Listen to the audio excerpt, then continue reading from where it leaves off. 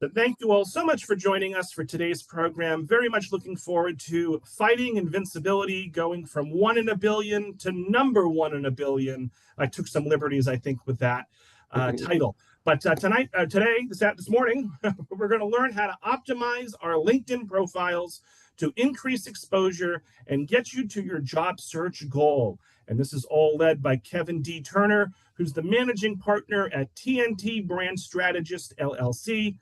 Kevin eliminates personal blanding and helps job seekers go from bland to land with proven tools and strategies. A LinkedIn profile optimizer, trainer, career coach, and speaker, Kevin has optimized more than 5,000 LinkedIn profiles and trained more than 15,000 people in LinkedIn best practices. And I again want to thank the Friends of the Library for sponsoring. So all 98 of us, we need 2 more people to join, all 98 of us who are watching live and the many more that will watch the recording. Let's give a big virtual round of applause to Kevin for joining us this morning. And Kevin, you can take it away. Thanks so much. Robert, thank you very much. I truly appreciate being here. Believe it or not, I've got a little time in my life in New Jersey back turn of the century kind of stuff. But always enjoy being attached to the area and very appreciative of being here. And hopefully today we can give everybody a little extra competitive advantage in what they're doing. And so, that's, I guess, where I want to start is I'm a big proponent of whenever we're using a system, we should understand how that system makes money. LinkedIn is an incredible opportunity. And most people look at it as, well, it's a great place. It's a social platform. I can network here. I can do all these things. It's got a lot of social good that it does. And that's true. And there's huge advantage into using LinkedIn in that way. But the thing we should look at is, how does LinkedIn make its money as a business? And to me, it's fascinating that LinkedIn is one of the only social media sites that has been wildly profitable since year one. That's really unusual because you take Facebook, for example, they didn't make $1 until 22 years into their business. Now, they made a lot of money, but they spent a lot of money. LinkedIn has always been wildly profitable. And it really kind of comes down to the design of the platform itself and the business they're in. If we look at LinkedIn, we now know that they've got 1.3 billion members. Every member has a profile on LinkedIn. And believe it or not, if you go into the code of LinkedIn, you'll notice that a profile is actually coded as a resume. It's really what it is. LinkedIn started in that sense of, we can put a platform together that allows kind of the social component, but what we really want to do is we want to create a database of resumes so that we can then monetize that database. So if you think about it, we as members on LinkedIn technically are not the customer, even if we're paying for, let's say, premium, business premium, things like that. That's why we don't actually have a phone number to call as a member. We are the actual product. So LinkedIn is a $17.4 billion company annually. Out of that annual revenue, 11 billion plus, 65% of that annual revenue comes from one customer or type of customer. And that customer is recruiter. And these are the retained recruiters, the high-end recruiters. These are the ones that are paying LinkedIn anywhere from $1,000 a month on up to have a seat on Recruiter. So when you think about it, that to me is fascinating. They know that customer well. What that customer wants and has to have is very predictable. That's 65% of their business. Now, if we think about ourselves, if we ran a store and we had a particular kind of customer that did 65% of our business every year. And it was really one we could count on, right? They always seem to be working. If we could then look at that, we would design the whole store to service that customer in the best way possible, right? We want to get them in, we want to get them out, we want to get all their money as a business. That's really what LinkedIn has done. So they know that customer, that recruiter, right? That's the big piece. So if you think about the platform of LinkedIn, because they're servicing that top customer, they've built LinkedIn to function around what that customer needs and wants and how they can deliver it. So even things as simple as the search box on LinkedIn for us members, right? That search box basically drives or runs on the same type of search system that is available to recruiters. Now, if you think about it, if that search box could do everything we wanted it to do, like it was a recruiter, then LinkedIn couldn't monetize the database. So, what LinkedIn thought about very early on is how do we create this big database and then set it up so that we can make the money on it, right? So, LinkedIn in principle is based on 6 degrees of separation. So within 6 handshakes, you can meet anybody in the world. The more first handshakes you have, the fewer of the other 5 you need. That's what LinkedIn is based on. And that is why when you're on LinkedIn, you can't see beyond your third handshake. What they did is they cut that network in half and said, if you want to see the other 3, or the other 3 wants to see you, we're going to put up that paywall, right? That's called Recruiter. Also became, as a side note, it became Sales Navigator, which works very similar to Recruiter, but has some other tool sets. And that, believe it or not, is about 5% of the business. That's only, I think, $350 million for Sales Recruiter. Recruiter itself is the big one. So Sales Navigator is off to the side, but still a component. Now, the way things are done within both Recruiter and Sales Navigator, if somebody does a search, or even in that open search box, right? What happens is whatever we put into that, LinkedIn then provides a list. And we can all try this. They'll provide a list, and it's going to be ranked and scored based on the closest match. Now, if you think about that as a product, if we become the best product for LinkedIn, we move up that ranking list. And I always challenge people, if you're out on the internet, you're still using a search engine, right? If you're not using Perplexity or ChatGPT or something for your information, if you're using a search engine, how often do you do a search? Do you go past page 2 or 3 of the search results? Most people don't, right? The search itself, when we think about that, it's the same thing that people on LinkedIn are getting. Whether they're using the search box, whether they're using Recruiter, whether they're using Sales Navigator, they're getting a list. And very few times do they go past page 2 or 3 of that list. Believe it or not, that list is endless, just like Google. It just keeps going on and on and on and on. But we very rarely go past that first couple of pages. That's human nature. We're all time consumed, right? We don't have enough time. We have too much to do. We've got to get to it. And if we start looking at those first couple of pages and they are accurate, right? They're a fit, then we start processing. If we don't, we might redo a search, just like we do on Google. So that's the principle of it. What we want to do is make sure that we, as members, as the perfect product for LinkedIn, are top ranked for what we want to be found for. Now, I hope that makes sense. I find it fascinating. And if we take that approach that we should be that best product, then we have to think about, well, what makes a best product for a database business, right? If I were selling to you, Robert, a list of email addresses, what would you want out of that list? Well, there's three big ones for database businesses.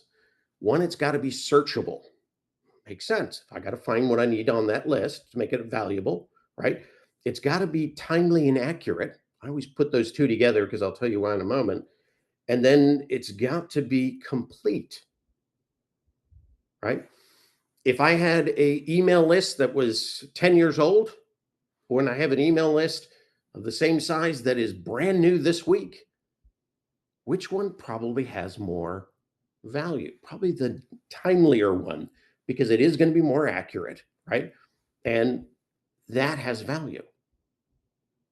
So LinkedIn kind of gets this in that process. So what we're going to go over today is we're going to get into the profile, and you've probably seen my profile hopefully on screen. And from there, I'm going to go through and kind of point out things first about how do we fit the database? How do we maximize that potential?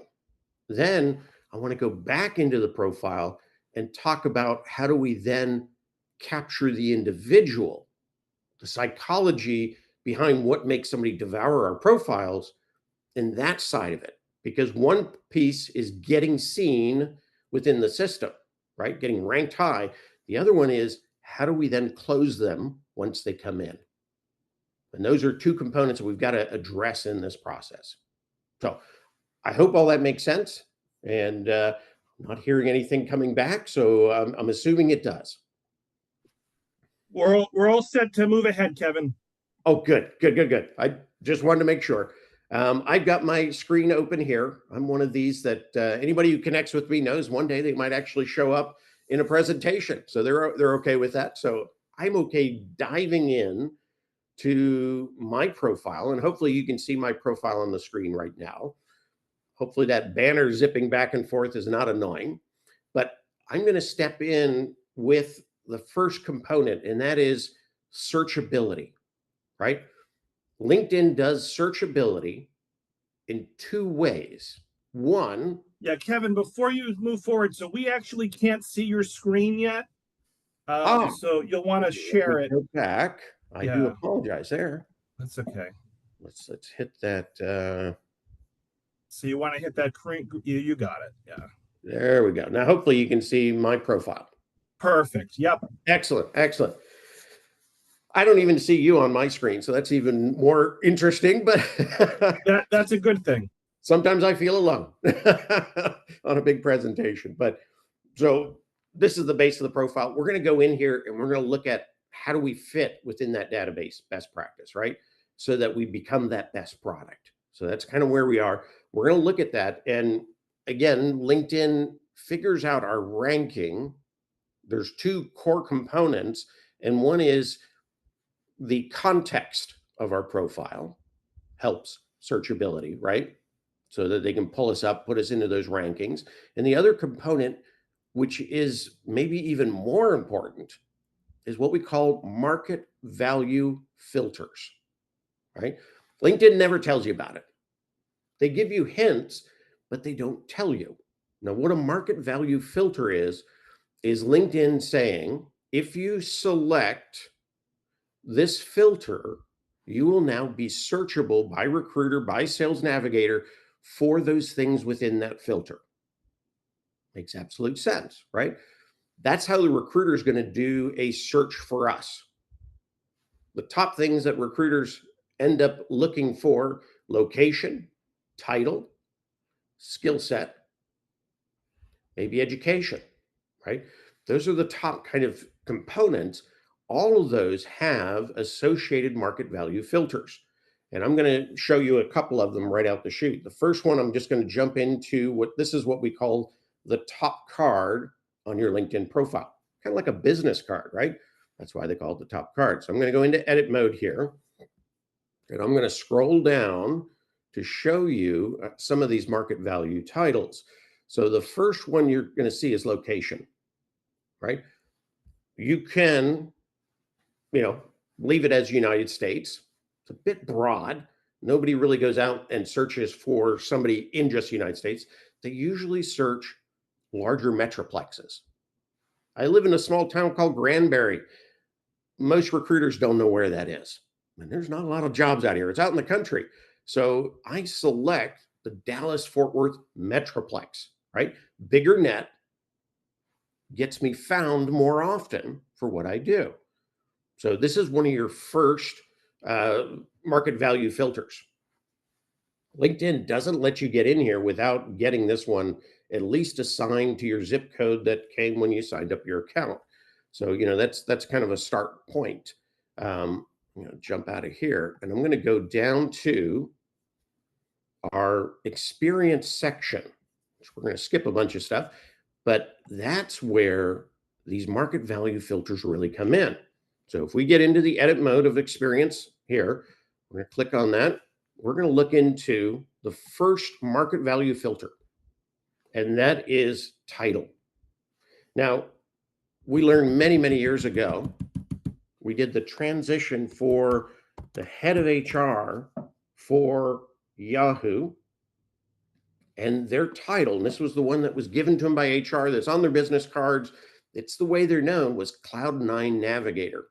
So they had the title, Cloud9 Navigator. That's what I was assigned at my company. That's my title. Well, no recruiter's ever going to search for a Cloud9 Navigator. If you ask most people and you heard Cloud9 Navigator, you would think they were selling SaaS products. That individual was number 4 in the organization. They were the chief human resource officer. So we went back in, instead of Cloud9 Navigator, which much like my example here had no drop-down box, we typed in chief human resource officer, or sometimes you can type in the abbreviation, CHRO. Those are both connected on the other side of search. You type that in, take that drop-down box, but then that individual wanted to make sure that anybody within their own company knew what they were doing. So you take that title, and then within the description, we wrote, as the chief human resource officer for Yahoo, comma, internally known as the Cloud9 Navigator, I did this, right? The approach was to be straightforward, honest. If anybody had to do any kind of check with the organization, they had both titles that they could then check and get a verification for. So it's very honest, because people always say, well, that's not the title I was given. Often companies give us titles that obfuscate us. So one of the easiest ways to check your title, I just threw global in here because global is one of those that blows things up a lot. If you backspace one space or maybe 2 spaces, you should get a drop-down box. Those are within the market value filters. You want to select those. Even if my thing was global managing partner, global didn't come up. So I'm going to select managing partner and maybe put down below internally known as, right? That gets us into the system and gets us searchable. This is one of the number 1 things that recruiters search for. I'm just going to go ahead and accept that. Next market value filter, believe it or not, is right here, employment type. Now, normally, if you don't select anything, it's please select. Well, if you look at the drop-down box, these are in descending order of value as far as data goes. A full-time employee is probably more valuable than a seasonal employee. When we leave it at please select, what we are doing at that point is putting us on that list, but technically we're below seasonal. So anytime you can, you always want to select full-time. That's going to maximize you on the other side, right? So that's the top one. Next market value title is getting company names right. If you get this little gray box, this is called the building box. That's what it looks like, right? Buildings. If you get that gray box, it means you didn't type in a name that is associated with a company page, or the company page isn't complete. So you always want to play around with that. Make sure you're getting the right pullover. So you want to select the one with the logo. That is a market value filter. If I worked for Bobby's Oil, right, and it was acquired by Exxon, Bobby's Oil doesn't have a company page. But what I can do is I can put Exxon, and I can do just like I did with the title, Exxon, who acquired Bobby Oil, who I worked for, right? Explain it in the drop-down box, but always go towards the market value filter and complete it, right? So another piece, and this is jumping away from market value title, but it is a filter, is start dates, the actual months. People have a tendency to not have any month on there. Well, what this does, two things: it makes incomplete data, right? Incomplete data is not as valuable as complete data, so it's going to be lower on the list. What it also does is it triggers what is called a risk equation.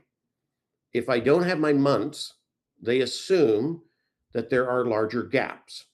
So I could say, 2019 to 2025, they might assume I'm still there, but technically I left in January, right?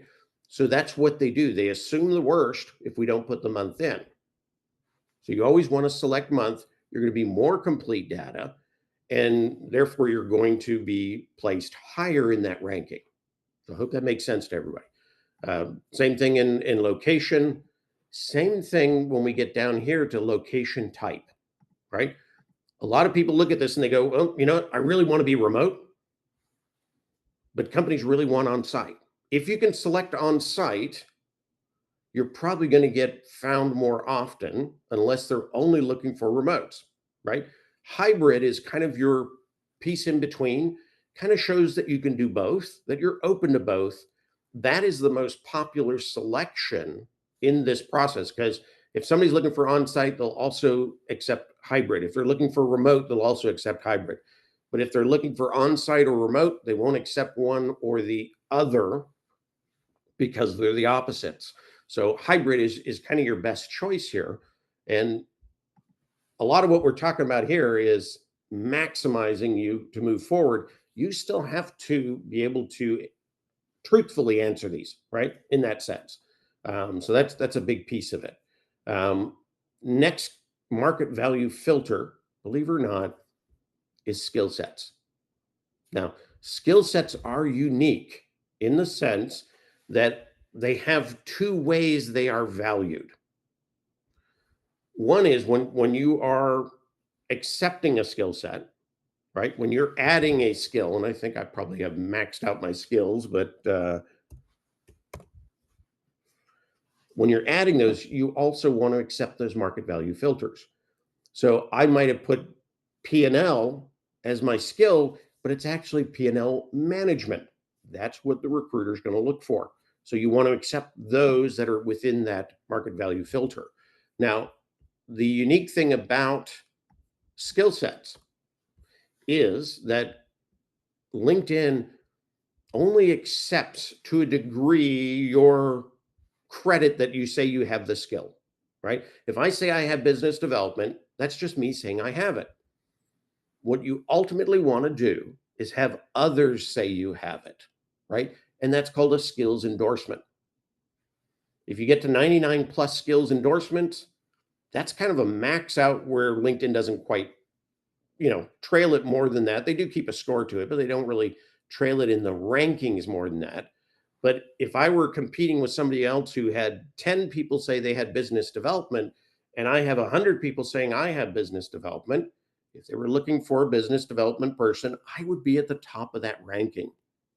So this always leads to, you got to plug in the right market value filters for what those jobs are demanding, where you want to go, right?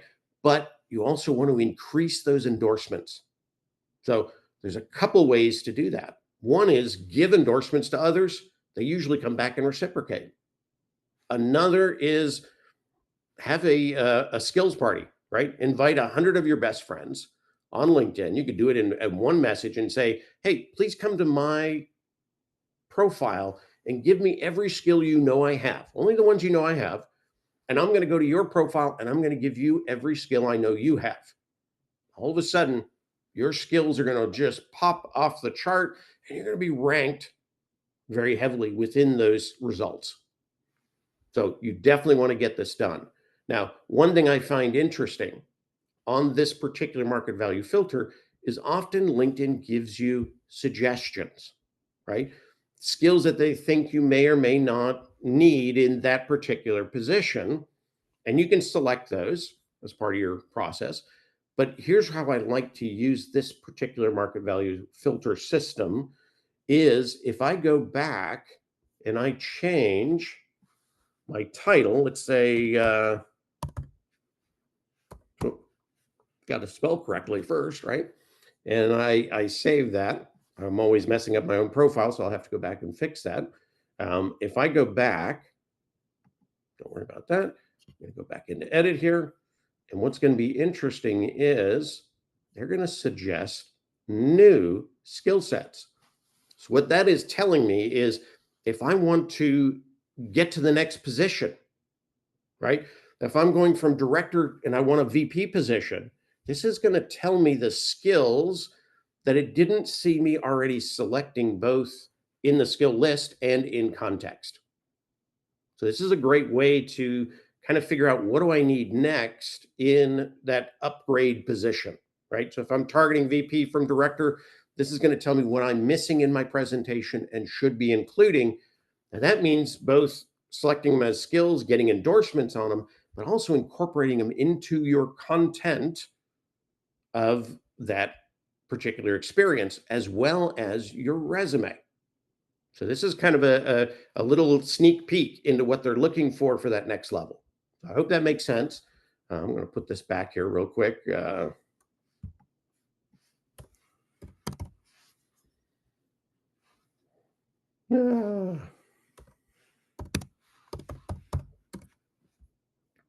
can't always get those things right. So that's market value filters in the job experience.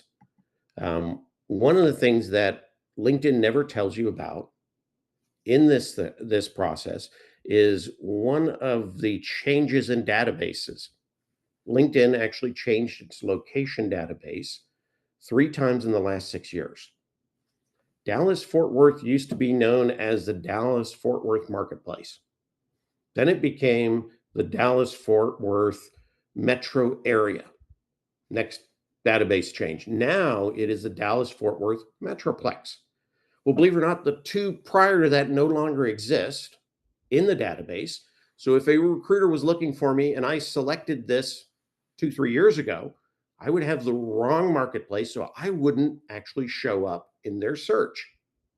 So you want to go back and make sure your locations are updated because that database has changed dramatically. So definitely do that. Now, I'm going to jump back. One of the market value filters that are blowing up a lot of people is education or certification, right? Depending on what you need in that process. The same thing goes as you're in here. If you're not typing in the full name, you're going to get these. It's not the building block anymore, but it's the circles. You'll get that, but you've got to then select the one that has the logo, right? That makes it full data, not gray data. So they know you actually went to a school. The other one is, and this is, I'll show you what they used to have. This is the old database. And many people may have this. This is what it was 3 years ago. Well, if you notice, there's no drop down anymore. If I go back it up, it's going to say, this is the new database. This is how you're going to be found. If I select something that doesn't appear in the drop-down box, that is a risk assessment, that kind of red flag that goes off that says you went to a university we recognize, but a degree we don't recognize. So where do you think that would be put in a ranking process if that degree was required? Probably down at the bottom of the list or not on the list at all. And so really important. Now, next thing a lot of people do is they don't want to put the dates in there. I'm older. Yeah, I know that. And people are always like, well, if I put my graduation date on there, they're going to find out how old I am. And yeah, there are companies out there who are ageist. There's no doubt. I think it's a small percentage. I think it's maybe 10% of the companies out there. We will never change those companies. Even if we can fool them and get to an interview, they're going to go, wait a minute, you're not 28, right? So if we do not put our date in here, if we leave that, just kind of blank, what'll end up happening in the ranking scheme is if we take our date out, we will probably not appear in a recruiter search. If we do appear, we're going to appear at the bottom of the list, right? Even in the open search box, if somebody said looking for somebody with a BBA in Dallas Fort Worth marketplace, if I didn't have the year here, I would probably not be on that list or at the very bottom of that list. The same thing happens here with month. So a lot of people will put the year in. But again, you got to think about rankings. You know, ranking is like that old joke about the campers, right? And the bear comes into the campsite and one of them takes a couple seconds to put their shoe on and the other one says, "That's ridiculous. You can't outrun a bear." The other person's answer is, "I don't have to outrun a bear. I just have to outrun you," right?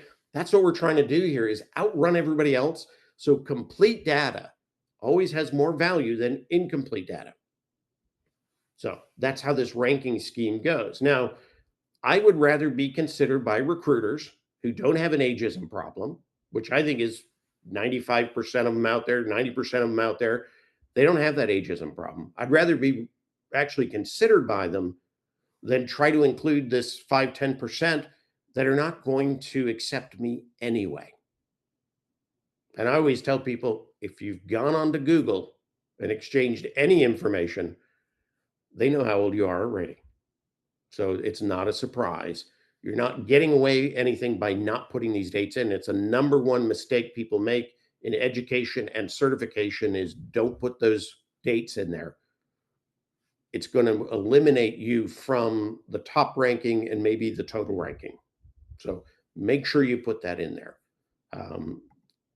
Whether it is education or certification, you want to complete it. The more data you can put in there, the better in that sense. Now, that's kind of our market value titles, right? Another component of search rankings is what we call timely and accurate, right? So LinkedIn has that customer database. They want to serve them the best product, right? And they know if a product is timely, it's more than likely accurate to the most part. The concept is sunlight is the best disinfectant. People won't say things that aren't true. So it's kind of a basic principle. We can argue that it's probably not completely correct, but the majority of the time, most people are good. It's pretty correct. So LinkedIn relies on that. So there are things that you can do very quickly to always increase the timeliness of your profile. And interesting enough, sometimes it's just going in and like grabbing your picture and reloading your picture. If you actually go and look at somebody else's profile and you hit about this profile, it'll tell you when they last uploaded their picture. So you know that if you change that every couple of weeks, LinkedIn's looking at your data being more timely, more accurate. Same thing, banners are the same way, content is the same way. But you can actually put the same content back in and it's kind of resets the clock that this is more timely. It will increase your rankings. Is it a little bit of a hassle? Probably, but it has end results. So think about it in that sense. Now, I wanted to roll through, if everybody is good with everything that we kind of went through so far, I want to kind of touch points within the profile that hopefully will make you better received on the other side. Right? So, Kevin, we do have some questions. Fantastic. Do you want me to give them to you now? Yeah, tell me what they are. All right, let's see here. So, folks, if you have questions or comments for Kevin for what he just spoke about for the past, let's say 10, 15 minutes, now's the time. Okay. And hopefully you didn't cover most of this. Gerard says, should you put your education dates on LinkedIn? Is that a requirement? Yeah, it's a requirement. Yeah, we just covered that. Complete data is always worth more. It's more valuable to LinkedIn, so they're going to promote it. Let's see. Okay. Manuela asks, how does this work for online jobs or remote jobs that we can work from any place in the world? So if you were interested in remote work, any suggestions on how to indicate that on your LinkedIn profile? There's a couple of places. One, if your past experience, if you have remote past experience, select that as your type of work, right? Put it in your headline because that is a highly SEO'd component. Put it in your about section, right? And make it one of your skills, remote working or whatever that is. When you type in remote, it's going to tell you what it is. And I think it is remote working. Um, Make sure you're putting it into your skill sets and then you're getting endorsements for it. That's going to push you up on that list when they're doing remote searches. The other thing that you can do in that same situation is follow the companies that have remote jobs. Make sure you go to their page, you click follow, and you can even go into the about section and you can click a button on many of the larger companies that say, I'm interested in a position. So those are kind of things that you can do proactively to kind of promote the fact that you want remote work. Another question. If you're not currently working, looking to change careers, or volunteering at a nonprofit that is dedicated to that career, is there anything else you can do? Yes, and you should, because within the concept of recruiters, right? The recruiters that are paying LinkedIn, they're retained recruiters. They're being paid by a company anywhere from 10% to 50% of your first year salary is their landing bonus, right? They are commission salespeople. They don't make anything unless they get you in or somebody into that position. And that's how they get paid. So there's big money there. And if you think about companies, if they're spending that kind of money, what they don't want a recruiter to do is go find somebody who would ultimately find the company anyway if they were interested. Often that is when we're unemployed, right? We're already actively searching. So LinkedIn knows that the recruiter is being tasked to steal you away from the competition, right? As opposed to find unemployed who should have already found me, go and I'll pay you for that. That makes no sense. So they realize that. And when we leave, if we end dated our current position, right? We end date that, it leaves what we call a gap. So what we want to do is we want to close the gap so that we can be presented to those recruiters in a way that they can present us to the company. Really important. There's three ways you can do this.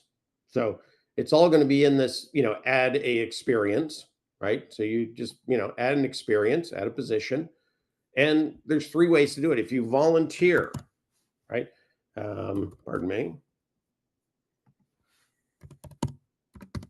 Let's say I volunteer for the American Red Cross. I can put the title I want to be found for. The employment type, always take full because I take everything I do full on, right? So that's going to maximize you on the list. And then within the description, you put that you are volunteering at a manager partner level with the information that you have, right? Your knowledge to contribute to this organization. That helps explain why you pick the title into the organization. That's one way to close it, is the volunteer piece. If you're on a board, that's a great volunteer opportunity and kind of brings that up at the top as well. And you can put, that you are a board member because you are a VP level thought leader in this industry, right? So there's ways of defining it, but keeping your focus so you can be found for a title using that volunteer method. The next option is you can find temp agencies that are out there. And I can't think of one off the top of my head, but if you find a temporary, there's Right Management, let's say. I want to join Right Management as one of their consulting partners, right? They may bring me in on projects. They may pay me, to do that project. I get my percentage of it. It keeps me busy, which is one thing very nice. And it allows me to pull over the logo and say I'm fully employed whether they're sending you out on projects or not, isn't really the issue, right? The next option is, I think my favorite, and I love building these, is to actually go up here to where we see for business, and you create a company page. Creating a company page is basically similar to creating a profile, right? And you start with basic questions and you go through, and it's going to establish that company page. Obviously, you need a logo, you need a little description of what that is, but it's basically you hanging your shingle out. Now, a couple things can happen. When you create a company page, you can announce it, or you can just leave it as a company page, pull it over to your profile, right, as your current experience. And others may notice it and say, hey, Robert, I didn't realize you were consulting. I've got a couple projects where you'd be interested in working with me. So sometimes it creates projects through your network. Other times it allows your network to introduce you into companies you want to get into as a consultant. And often consultants are hired full time. So it's one of those angles. Now, if you've got and you've added this in as a experience, one of the things you should do is look for proof of consulting, because that's what somebody on the other side is going to look for. If you're not getting paid to consult, one of the things that I've found is a really clever way to do this is reach out to contacts at some big logo companies or companies within the industry you want to focus on, and ask them, hey, Joe, if I gave you an hour of my time a week, would you allow me to say I'm consulting with you? A lot of large organizations, anybody, any decision maker who has a budget can hire their own consultants. So you can do that. You're giving them a trade of value, and they're giving you the opportunity to put them down as a consulting client of yours. That's a great way. So you can set that up, I think has really great value. And one of the things that I love to do when somebody does that is you've got these add media points within a profile. You can add the customer logo from their business page, right? And you can put a little blurb in there, both a headline and a small paragraph up to, I think, 250 words or 200. Yeah, I think it is 250 words or spaces. You can put a small blurb in there that kind of talks about the consulting opportunity. What it does when somebody opens it up is they see your consulting agency that's closed the gap, and then they see these logo pictures below that kind of establish the credibility, right? And all that you're acquiring through just a trade-off. And what's interesting is a lot of people will take you up on it, and it gives you an opportunity to sometimes spend an hour a week with some of the people that you really want to cultivate a relationship with, and they ultimately can help you in your transition. So a lot of good benefits that come from it, but definitely close this gap, because when you do, you'll go up in the ranking list. Now, another thing that you can do with that, so you've created this company page consulting agency, invite others that you know well that are also looking for employment to use that same company into their profile. And what happens when a recruiter looks at it and goes, TNT, and they go to that company page, right? They're going to actually see number of employees. So they'll see how many people work there. So if you add people in to support them in their transition, you add them into your business, it gives you bench strength, which makes the consulting more viable in that sense, the positioning of that. So that's a great option. Well, that was a very detailed answer, Kevin. We have lots of questions. I think, though, just for the sake of time, why don't you go through the rest of your presentation, and then we'll just at this point take questions at the end. Is that okay with you, Kevin? Any way you want to work it, and I can stay up until I think 11:30 even if I had to. So Okay. you just let me Yeah, know when you want to kind of control the process. I will spend as much time because I want everybody in this group to do better, to land faster, maybe even to send me people when those people are ready to do something else. sure, sure, sure. That's how it all works. So Why don't we do this? We started 10 minutes late, so why don't you present for 15 more minutes, and okay, then we'll take questions at that point. okay, and And we're gonna even if I jump in haven't here. asked your question yet, that doesn't mean I'm ignoring you or discounting it. We'll probably circle back to many of the existing questions. But Very Kevin, I cool, just don't want to short you. I want to make sure you present everything you wanted to. So fantastic. you keep going for 15 more minutes. Okay. So, and I've got a couple other resources we can throw in the thing below. Now, this is our top card on our page. Background banner. Mine's rotating. That's because I have business premium. So you can have up to 5 slides. I don't really like it. I think it's annoying. So I just flipped mine upside down. But what it actually makes people understand is my contact is in my background slide. It cannot be scraped. I'm not going to get spam from it. It takes a human to write it down, but it does increase connectivity. So if you want a recruiter contacting you, and I used to source for recruiters, they'd send me out to find 5 people that do A, B, and C. I found 10, 5 of them had contact. They may not have been the best 5. Guess which I gave to the recruiter to get paid?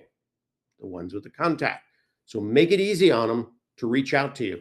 If you don't want your phone number out there, get a Google number. They're cheap and you can ditch it after you're done.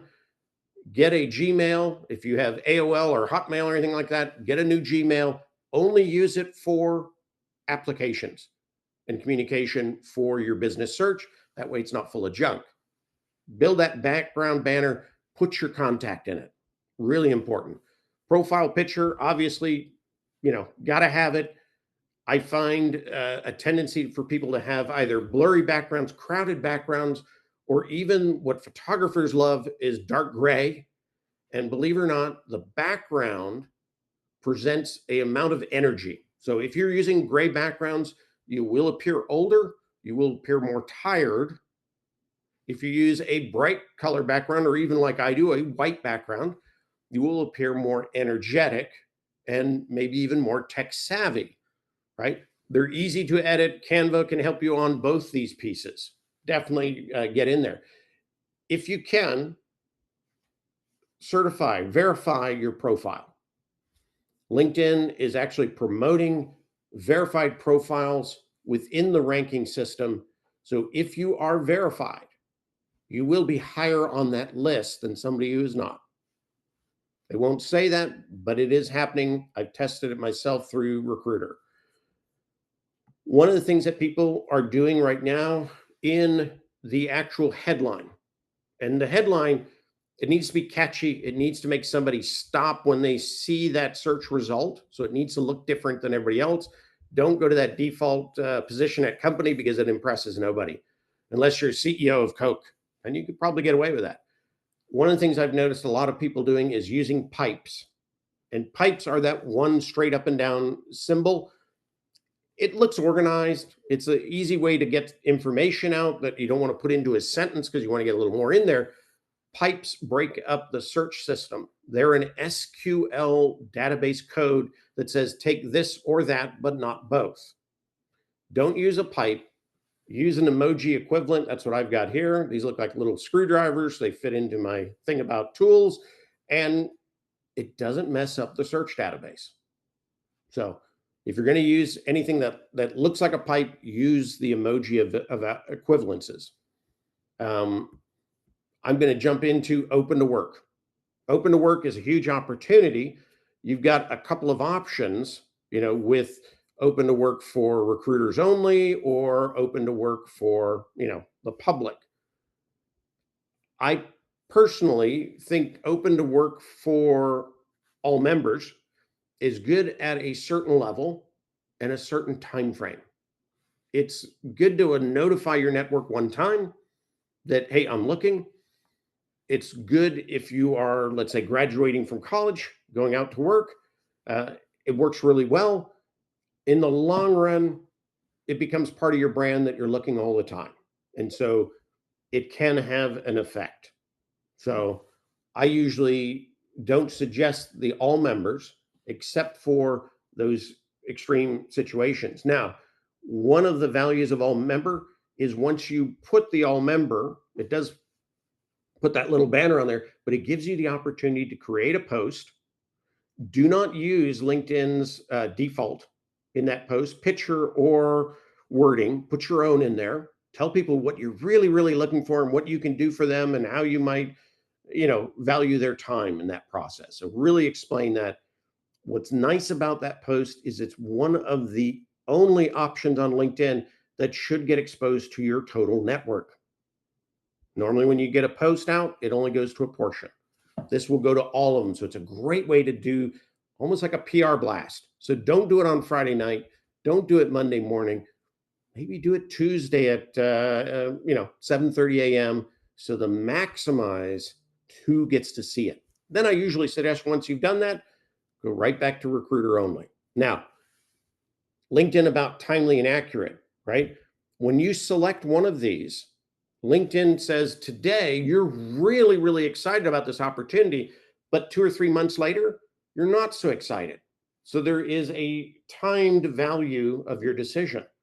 So when you first do this, recruiters are going to see it. As it goes on, you're moving down that list. So what you want to do is refresh this every week, every 2 weeks at least, so that you're always at the top of the list and not falling down in descending order of interest. Does that make sense? Good. I hope it does. So if you're going to use that, those are the ways I would use that. You can express your interest here. About sections, really important. I always say, start something of interest at the top. Don't begin with, this is what I do.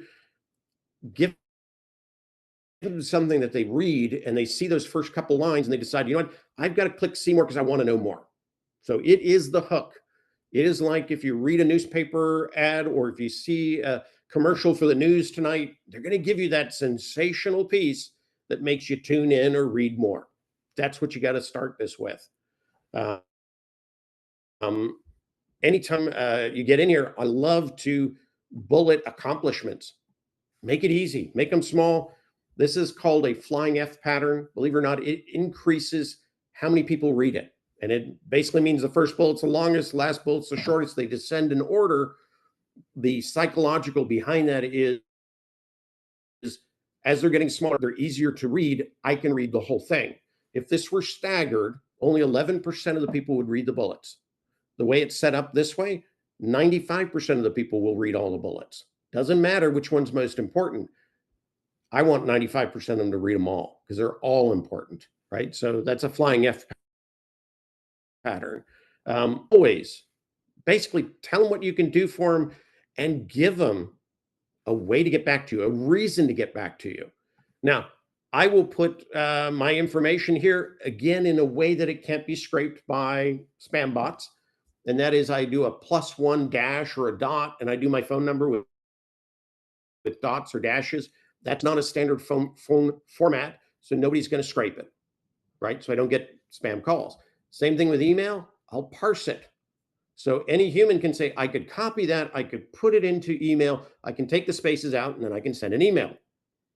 No spam bot's going to pick that up. You're not going to get additional spam, but you will get real people contacting you. So that's critical. Most people have forgotten to assign their top skills. You get 5. Think of them as the really big picture stuff, but you definitely got to assign them in here. It has huge impact in ranking. If you haven't joined LinkedIn services in this transition point, especially if you're putting together your own consultancy, LinkedIn will provide you with leads. They have set categories. You can join this. You can build a page much like a company page, but it's a providing services page, and they will give you X amount of leads every day that you can follow up on. So if you're doing, whatever data analysis, you could pick that category, and companies who need data analysis may reach out to you and say, could you help me? And then you kind of do the bid process. So it can generate revenue while you are in the process of finding the next big thing.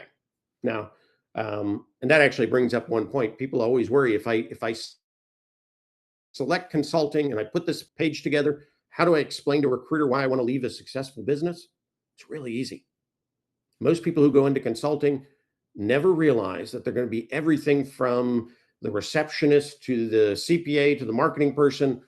And all they got to tell that recruiter, I didn't realize all of that. What I want to do is what I do really, really well. This is it. And I want to do it for you. The conversation ends, you move forward. You don't have to do any explanation. So it's a real easy transition. And most recruiters get it. If you're independently consulting, they can steal you away and deliver you to that company, and they're still stealing you from the competition. So, works great. Activity area, you can set what you want to appear just through the edit.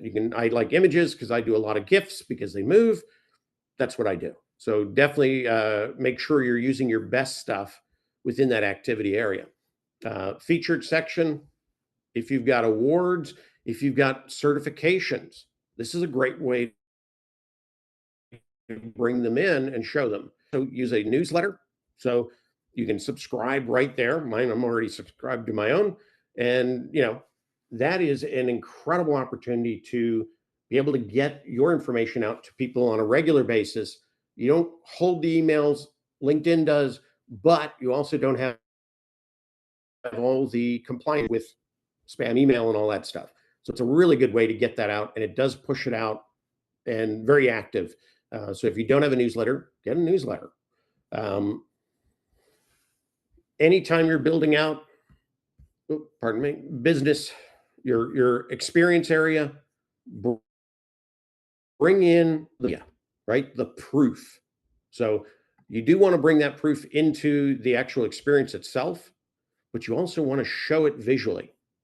Visualization on a profile separates it from everybody else. 95% of the people out there aren't going to do this. It's going to make you stand out.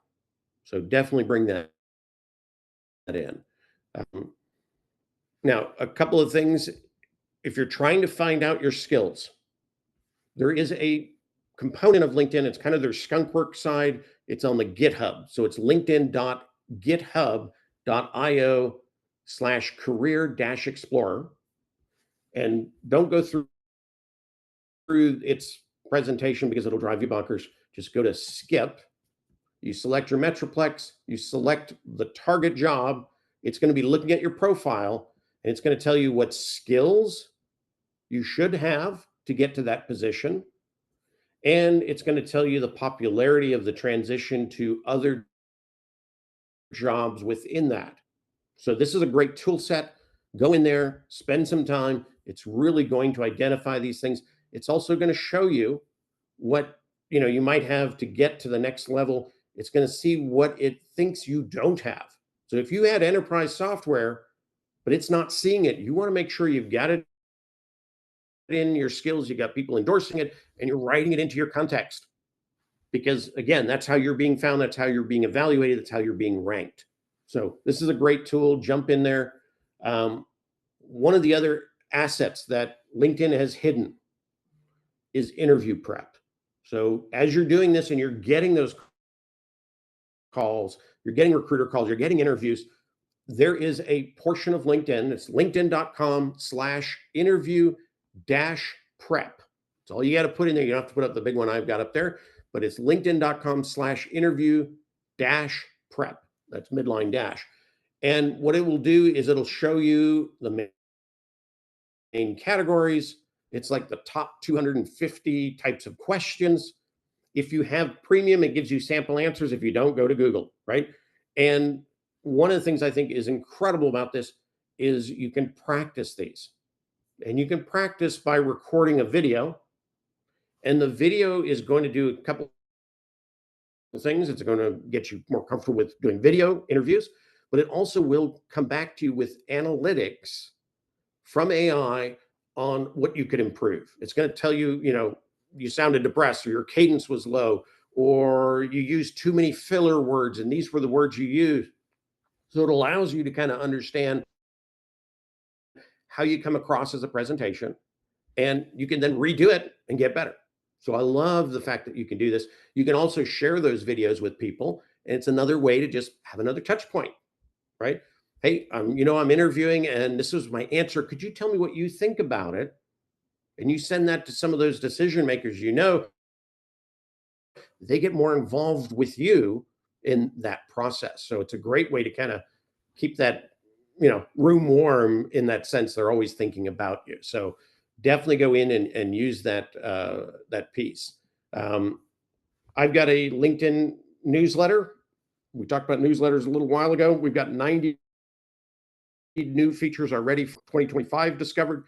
It's a great newsletter to follow. If you're not, I would appreciate it. But it's going to keep you up on what's the latest. And believe it or not, they say 70% of the people who get a new LinkedIn feature don't even know for about 60 days that they had it. And that can be sometimes your competitive advantage. So this is, you kind of know that. And there's a little promotion here. I've got my own YouTube channel. I've got over 100 videos on there. They're about LinkedIn. They're about doing LinkedIn better. So one of them that I highly recommend is this favorite content creator filter. Okay. About LinkedIn, the feed is a complete mess. What you want to do is be able to get into that feed and comment and hopefully one day post if you're not already doing that. But if you go to your open feed, it's a mess. It's full of ads. It's full of promoted items. It's full of stuff you don't want to see. If you do the search filter bookmark, so what I would do is I would go to my search box. You can just hit return, right? You can go to post. So I'm going to hit post. Then I always go to sort. I want the latest. Top match is what LinkedIn thinks I want. Latest is whatever came out latest.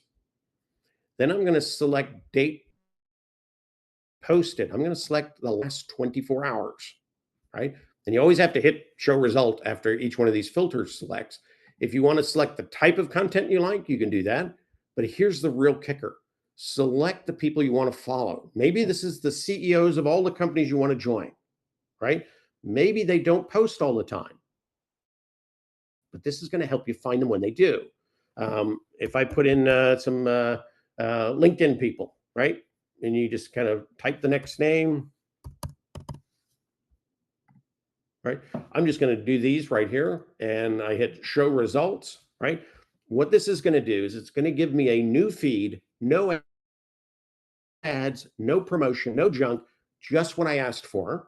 And I can like and comment and then move on to the next one. So what's cool about that is it's going to be exactly what's happening today. And I can be kind of first in to make these comments. So if you're following decision makers in a company, this is a great list. Now, you got this. That's kind of a hassle to get to it. But what you can do is then go and you bookmark it, right? And I've got several of these bookmarked. My favorite content creators. I've got top in creators, first level posts, top LinkedIn posts. These are by this one in particular, individuals who work for LinkedIn that are posting because I want to keep up with that. So it gives you the ability to really get down to that feed, get rid of the junk, spend your time wisely on LinkedIn, almost like reading that newspaper. You skip what you don't. This allows you to do that in a really time valued way. And again, that video is on my tips area on YouTube. If you put in Keep Rocking LinkedIn, you'll find all my videos. You'll find my channel. I appreciate anybody who does subscribe. There's no cost to it. There's no hidden things. It's all very open. I share as much as I know. Robert, what else can we say? Well, I'm good if we go to questions now, Kevin. That's fine. I am with too. me. All right, excellent. All right, folks, if you have your questions, now's the time. And let's see how many we can get to. Okay. Oh my goodness. Well, actually, a lot of people asking initially and even recently, are you just so is what you're showing us, are you a LinkedIn premium member? Or it looks like you might be. And I am a premium member, but what I show, if it is premium only, I would always say it's premium only. So everything that we covered here today is available to everyone. Yeah. Okay. Excellent. Tatiana asks, how important is it? If you do, Yeah. I was going to say, if you know somebody who is a business premium, you can ask them. They've got a little premium page here. You can ask them if they have any free premium trials. And what's cool is their premium trials are two. So if you want premium right now and you can't afford the dollars into it, or you just don't want to pay the dollars into it, find somebody who is a business premium, Recruiter, Navigator, also it works, and ask them for one of their free ones.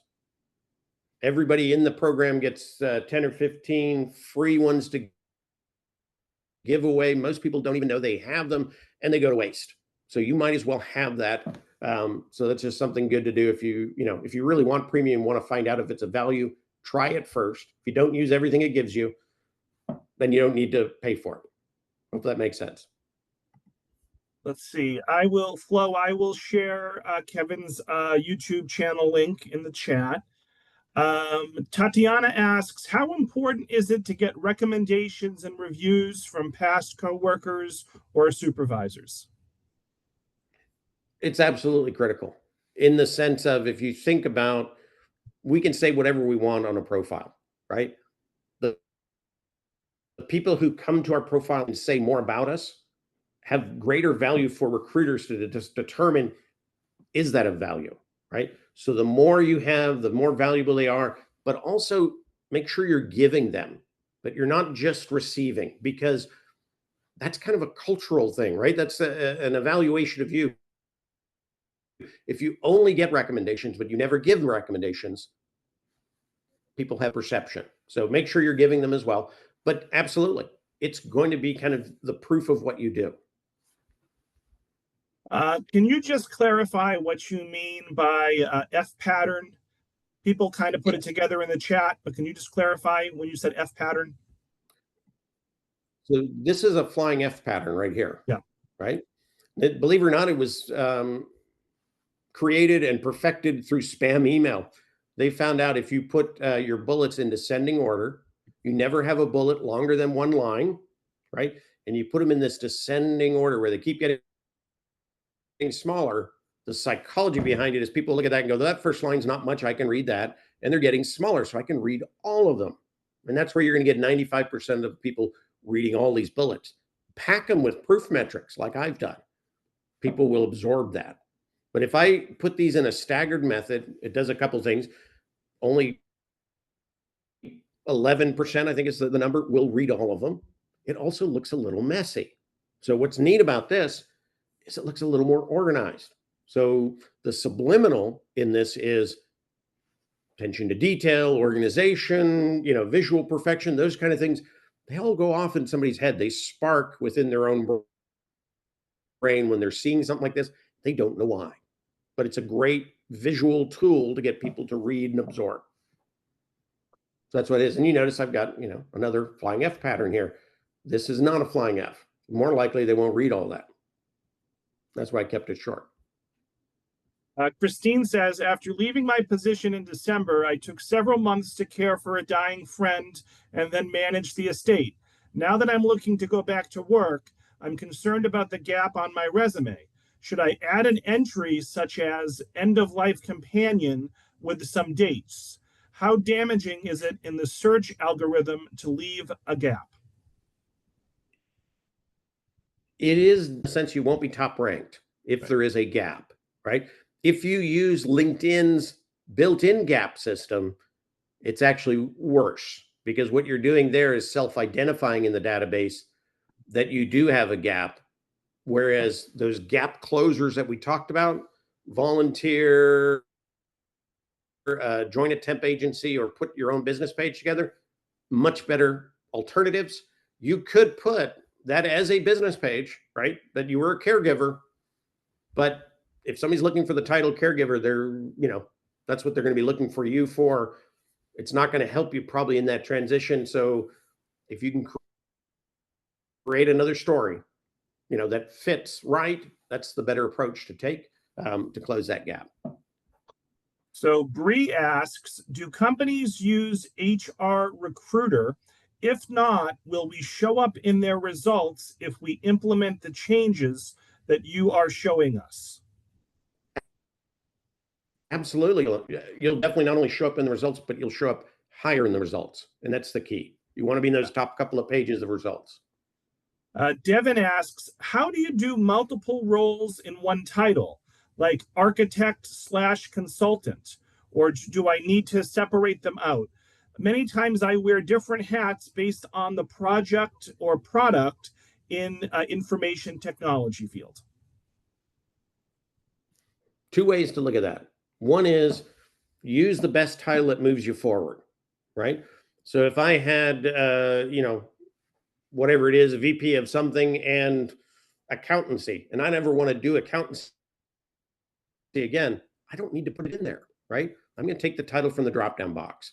But if you add to that title and drop-down box and it, then eliminates the drop-down boxes, you're not within the filter.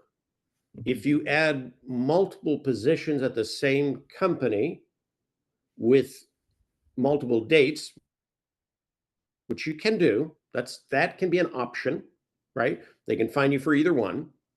So that's another way to do that.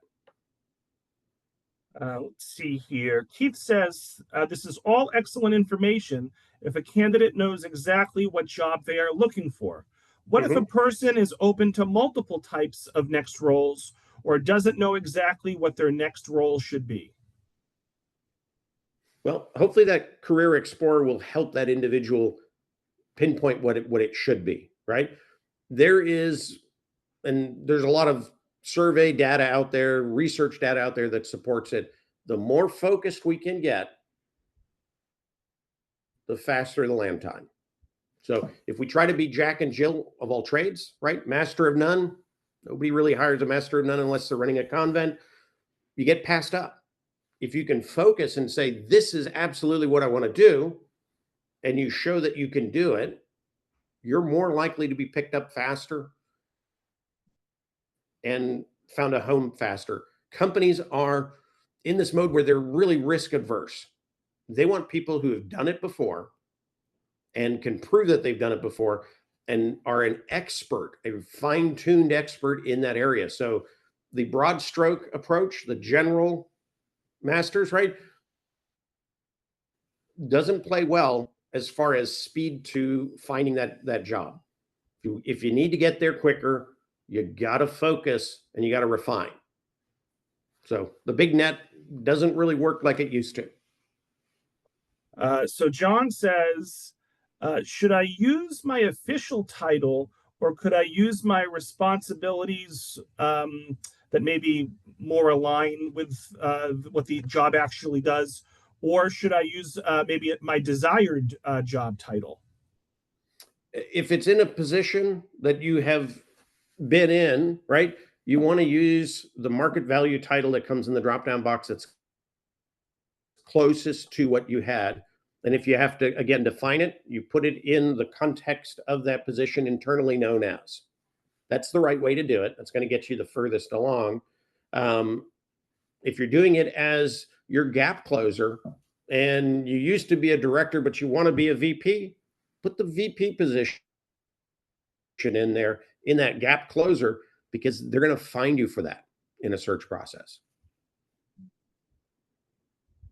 Okay. Margot says, I've had a problem getting past LinkedIn security. So she's having advice, and I've heard this from other people, advice on how to log into LinkedIn. I had a problem getting past the security as I had not been on for a few years and forgot my password and couldn't get a new one. And every time going on, I can't get past the picture puzzle and don't know who to contact at LinkedIn. Can't get in touch with an actual person. The person at the library I go to could not help. So if you don't know, I'll show you. Yeah. Go ahead. I was going to say the best way is I can show you a link that I throw out there. Where is it? Here it is. So this is the link that you want to keep all times, right? So it's linkedin.com/help/linkedin/ask/default-social. If you can't log into LinkedIn, this will get you to somebody in help who can get you in. Now, more than likely, they're going to ask you to prove that you are who you say you are. And that's good because you don't want somebody stealing your account anyway. So they might ask you for a copy of your driver's license. Yeah. Now, once they verify that that's you, that matches the profile, they let you in and they get rid of that file. So they don't keep that file on hand. So you don't have to worry about that being exposed later. Once you're in, that file goes away. So this is the link that you want to keep. And, I always put it in all my posts, so you can always find it that way. But I would say take that link and put it in a bookmark, right? You're always going to have access to your computer. And once you get in here, then you can get that help that you need to get your account back. All right, so we're going to take a couple more questions, Kevin. I actually have to do a hard stop at 11 because I'm meeting with Debbie Hope, who some of the folks know on the call. She's a career coach that facilitates a group for us. So we'll take a few more. Jean says, how do I incorporate a part-time job? Or should I add my part-time jobs? The part-time job is not really related to my professional history, but it shows that I'm keeping myself working. A couple of different ways to do that. One is you can, if you put that business page together, right, as a consultant, you can use that part-time job as one of your consulting projects.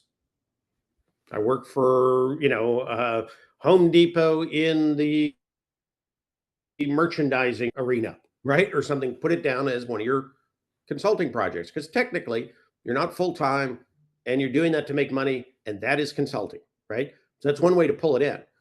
If you pull it in and you've got, bits and pieces and short runs, that can be a risk factor. So nice to kind of incorporate.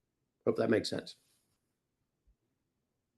Okay, now I'm going to move over to the Q&A box. We'll knock out a few of these. Okay, some of these are just comments. Okay, let's see. Braden says, I'm a recent college grad looking for work, and I struggle with getting past the first stage of the company's processes. I think I'm getting weeded out by AI. How do I get an entry-level job if people more qualified than me are competing with me? And that is a challenge. I would say in that situation, if that's constantly happening, there's a couple of things you can do that are going to increase that chance of getting in, especially if you're applying through LinkedIn Jobs, right? Make sure you're following the company, because the recruiter on the other side sees that you're following the company. That means you're interested, right? If you go to their about page, let me find a company here. You can actually click the I'm interested. So do that. That also then sends a signal to the recruiters that you're interested, but maybe there's not a job posted, right? So that heightens that. So you go to normally the about, you go all the way down, and here it is, interested in working. I already played it one more time, so I'm going to undo that. I'm going to click I'm interested, right? So that's sent a signal to those recruiters that, hey, you ought to take a look at me, right? That can have a difference. The other thing that recruiters see when they're out there and they're doing searches, if you want to get into Microsoft, make contacts within Microsoft, because what the recruiter sees when they look at your profile or they look at the resume when it's applied, because a lot of them are attached into LinkedIn Recruiter in their applicant tracking systems, it's going to say that 15 people at Microsoft. Well, if the number one risk issue that companies have is will you fit the culture, the more people you know within the organization helps that company feel comfortable that you're going to fit the culture. So that kind of showing your interest and showing that you are already connected within the company, that you're culturally safe, can be that piece that gets you past that initial knockout, right? And it's probably people who are doing that are knocking you out of the play. All right, let's take one more question. Oh, so many to choose from. Oh boy. How about, I think I liked Patrick's question. And Patrick, we're having someone come in and discuss online management, online reputation management in a couple of weeks. But Patrick says, what about liking posts on LinkedIn that may come across negatively to a future employer. For example, liking a post by someone who is having frustrating experiences interviewing with hiring managers. So should people be cautious about what they're posting and even what they're liking or commenting on LinkedIn? It is a collective, right? And that becomes part of your brand. In that situation, if you saw somebody who is having a hard time, instead of just, giving them the heart or the support thing, put something in a comment that says, hey, Joe, if you need my help, maybe I can help you with, getting used to doing this, and this. Or have you tried A, B, and C, right? Add value to the conversation. And then when it becomes part of that brand, what they see is you're somebody trying to help others. That's a good brand, right? That's something that companies want. So yes, it does impact you. Just hitting the likes, that's what I call drive-by, right? Or if you're just saying, great post, that's a drive-by comment. That doesn't look really good, right? But if you're adding value, no matter what that is, that's a good way to move that forward. And, I always tell people sometimes when we're in job search, and I've had 5 pivots in my career, we have a tendency to start posting and writing about job search. That's only going to help us really well if we're going into job search as our industry or our next job. Start posting about what you know. Start commenting about what you know and how you can help others. That's the best way to kind of move that brand forward. So, folks, we've hit 11 o'clock Eastern. Let's give Kevin a big virtual round of applause for a great presentation. I put Kevin's LinkedIn profile in the chat and also a link to his YouTube channel. So connect with Kevin, subscribe to his YouTube channel, give him some love on social media. Kevin, any last words for the audience before we wrap things up? Now, if there's any way I can help anybody, let me know. If you follow me and engage with me, I'm going to engage back, and hopefully we can help each other grow a little presence here on LinkedIn in the right way. And I appreciate everybody's time and wish everybody the best in this process. It's not easy. We get that, and we're here to help you. Great. So, folks, look for an email from me before 5 o'clock today with a link to this recording. I'll also include Kevin's LinkedIn and YouTube info once again. I'll also include the saved chat and information about all our upcoming programs. We're actually on a little bit of a LinkedIn kick. We have a few more programs talking about different aspects of LinkedIn coming up, although I don't think any will have delved as deep as this one. So, Kevin, I really appreciate you taking the time. I think you answered about 20 questions from the audience, so it is greatly appreciated. And thanks thanks for taking an extra 30 minutes. We appreciate that. Yeah. Absolutely. All right. Thank you, everyone, so much. I hope everyone stays cool today. All right. Have a good one, Kevin. Take care.